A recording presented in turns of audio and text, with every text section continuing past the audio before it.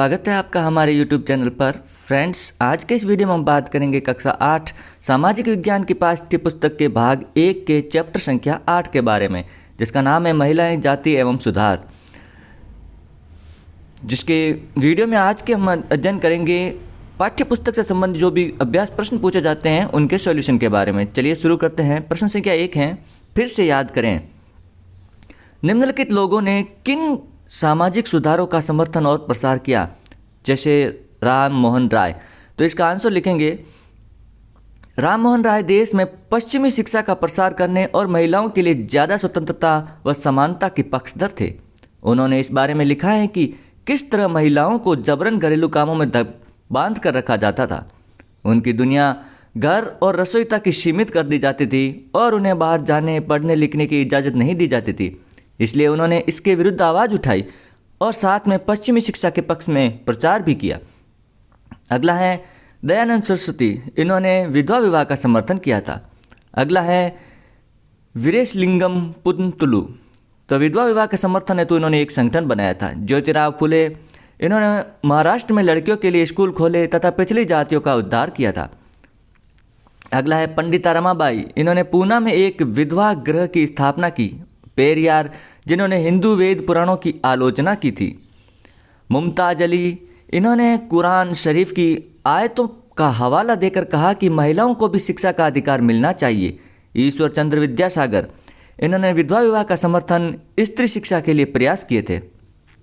अगला है प्रश्न संख्या 2, निम्नलिखित में से सही या गलत बताएं। तो पहला प्रश्न है, जब अंग्रेजों ने बंगाल पर कब्जा किया तो उन्होंने विवाह, गोद लेने, संपत्ति, उत्तराधिकार आदि के बारे में नए कानून बना दिए। यह कथन सही है, तो यहाँ पर आंसर लिखेंगे सही।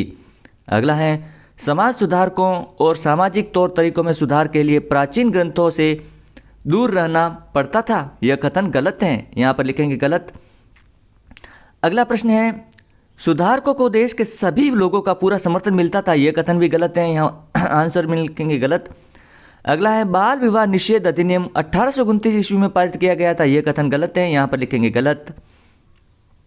अगला प्रश्न है, आइए विचार करें प्राचीन ग्रंथों के ज्ञान से सुधारकों को नए कानून बनाने में किस तरह मदद मिली। आंसर लिखेंगे, राजा राममोहन राय कानून को लाने में बहुत बड़ा योगदान है। उन्होंने कोलकाता में ब्रह्म समाज के नाम से एक सुधारवादी संगठन बनाया। राम मोहन राय का कहना था कि समाज में परिवर्तन लाना और अन्यायपूर्ण तरीके से छुटकारा पाना जरूरी है। उनका विचार था कि इस तरह के परिवर्तन लाने के लिए लोगों को इस बात के लिए प्रेरित किया जाना चाहिए कि पुराने व्यवहार को छोड़कर जीवन का नया ढंग अपनाने के लिए तैयार हो।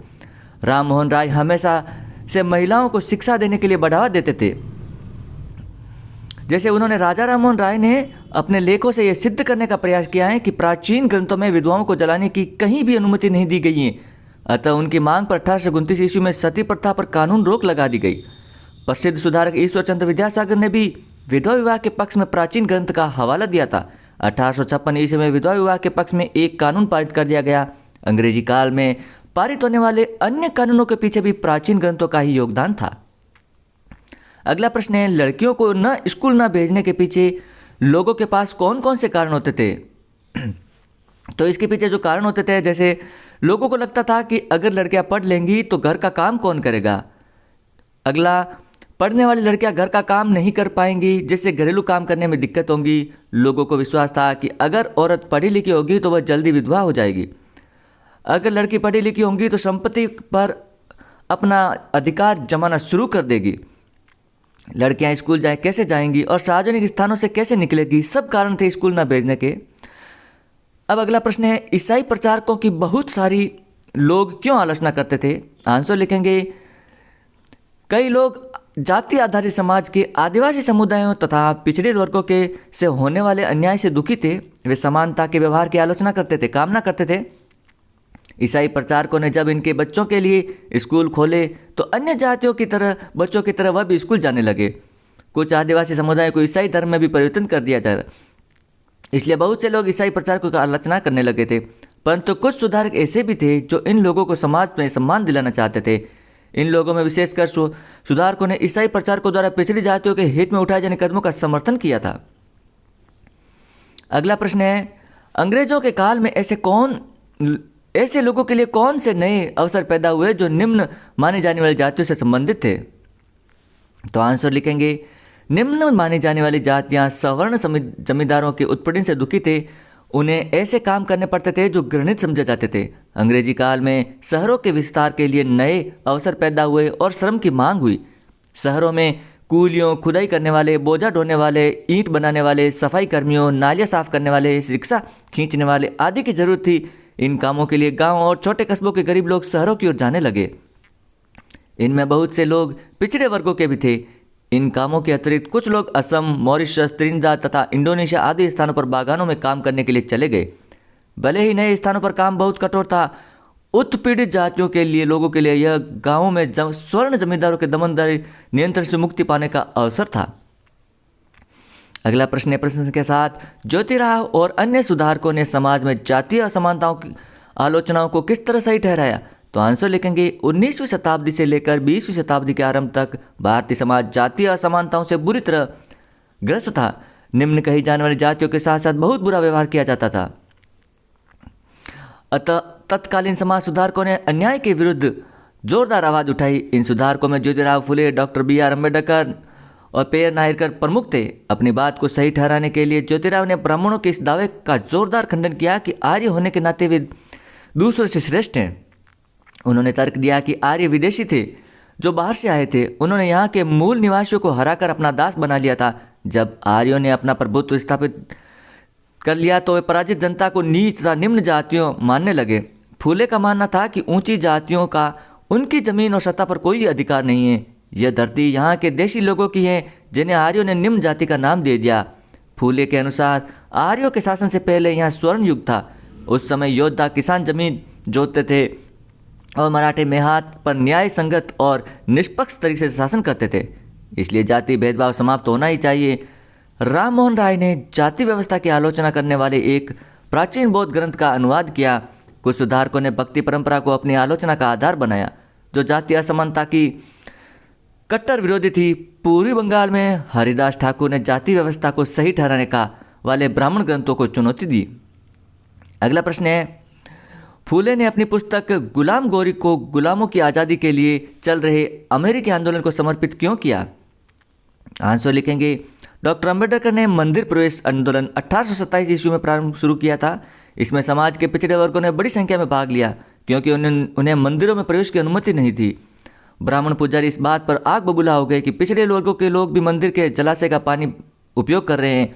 1827 से 35 के बीच अम्बेडकर जी ने मंदिरों में प्रवेश के लिए ऐसे 3 आंदोलन चलाए। वह पूरे देश में दिखाना चाहते थे कि समाज जातीय पूर्वाग्रहों से पूरी तरह ग्रस्त है। वह इन पूर्वाग्रहों को मिटाकर सामाजिक असमानता को दूर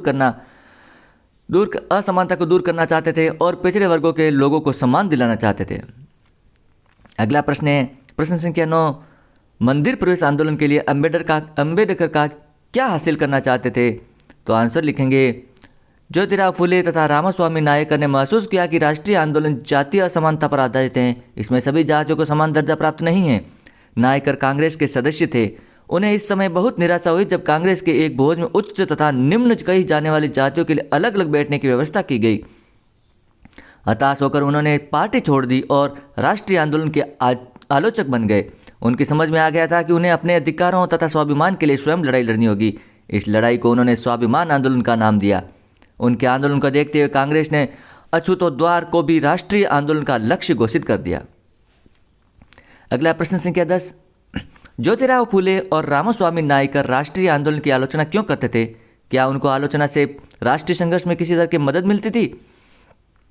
आंसर लिखेंगे, ज्योतिराव फुले और रामास्वामी नायकर राष्ट्रीय आंदोलन के आलोचक थे। उनके अनुसार उपनिवेशवादी और उच्च जातियां दोनों बाहरी थे और उन्होंने स्वदेशी लोगों का अत्याचार किया और उन्हें अपने अधीन कर लिया और उन्हें निम्न वर्ग में मानते थे।